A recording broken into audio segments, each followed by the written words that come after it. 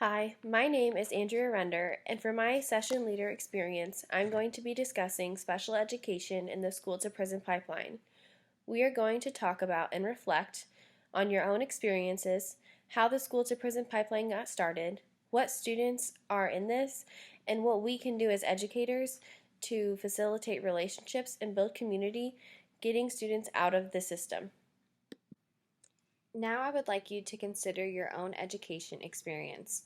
First, as a student, think about the demographics, so the socioeconomic status and racial diversity of students in your school that you attended. Think about and ask yourself, did you have resource officers in your hallways? And also, what was the community like that you lived in as a student? What community resources were available to its residents? Now, as a teacher, ask yourself, what are the demographics, again, socioeconomic status and racial diversity, of the students in the school that you teach in now? Do you have resource officers in your hallways?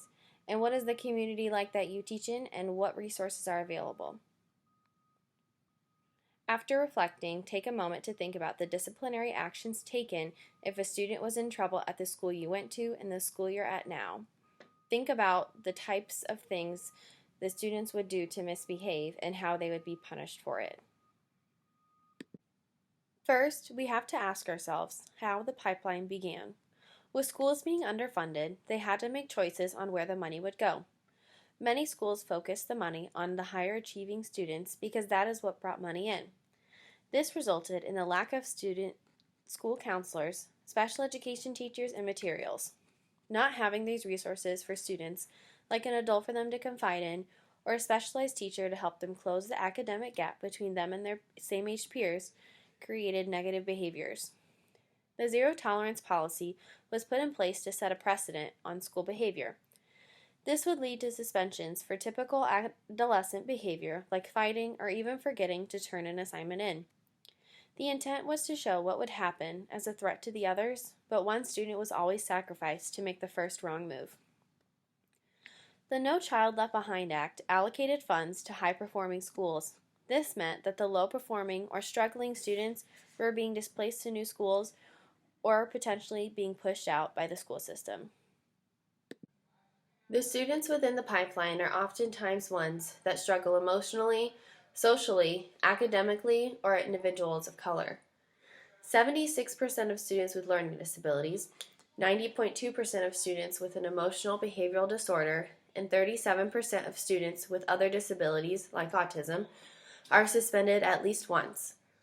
African Americans make up 50% of the prison population. 30% of them were high school dropouts.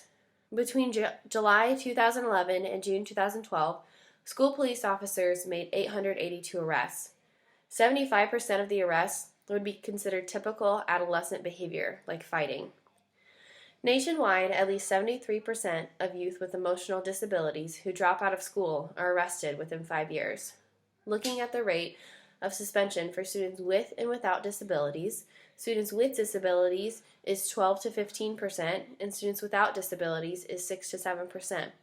As you can see, if a student has a disability, it almost doubles their suspension rate.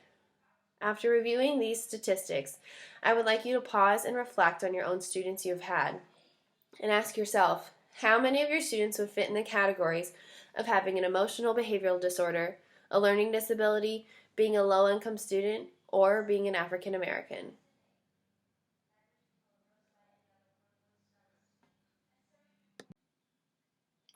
Now we are going to look at how trauma in a child's past can result in the school to prison pipeline. It can begin when a child from a low socioeconomic neighborhood has behavioral problems and goes a long period of time without clinical care. In many underfunded schools, they may not have the resources to service all of the students who are struggling behaviorally. This would lead to students being diagnosed with post-traumatic stress disorder, or PTSD, due to the long negative experiences they've had to endure if they aren't being diagnosed early on. Even if they have a learning disability, it will continue to create problems in the classroom due to not understanding the academics. It is known that a high rate of students who have experienced trauma are also involved in the court systems themselves. There are many personal stories from students who fell into the school to prison pipeline and are still trying to get out. Christian was a student in fourth grade who was expelled from school, then enrolled to multiple different schools before dropping out in high school. It all began because he didn't know how to read. Instead of getting attention for his reading deficits, he decided he would be known as the class clown. He frequently missed school, which led to truant officers getting involved. They once escorted him to school and monitored him in his classroom so others could clearly see he was the troublemaker and living up to his persona. Later, he was arrested at 15 years old, and it was while he was incarcerated at 16 he finally learned how to read. In an article, he stated that he was in solitary confinement and had no privileges. So a teacher from the prison school came in and offered him candy if he read a story and answered 70% of the questions correctly. He wanted to get the candy, so he then learned from her that letters make sounds, and when you put them together, it makes words. He passed the assessment and was able to get his candy. Looking back at his experiences, Christian said, I believe a school counselor, a teacher, or some other professional could have addressed and rectified my disruptive behavior and academic deficiencies. Instead, I was suppressed by zero-tolerance policies, kicked out of school, landed in the streets, and eventually earned a place in prison. Christian also talked about how he had an older brother, but he never got along with him. So it was then he found his role model and a gang member who led him through the wrong path. So after Christian reflecting, he can see that a positive adult role model in his life would have changed how things would have went for him. As you can see from this infographic from the American Civil Liberties Union, zero-tolerance discipline has resulted in black students facing disproportionately harsher punishment than their white peers in public schools. Black students represented 31% of school-related arrests. Black students are also expelled and suspended 3 times more than their white peers.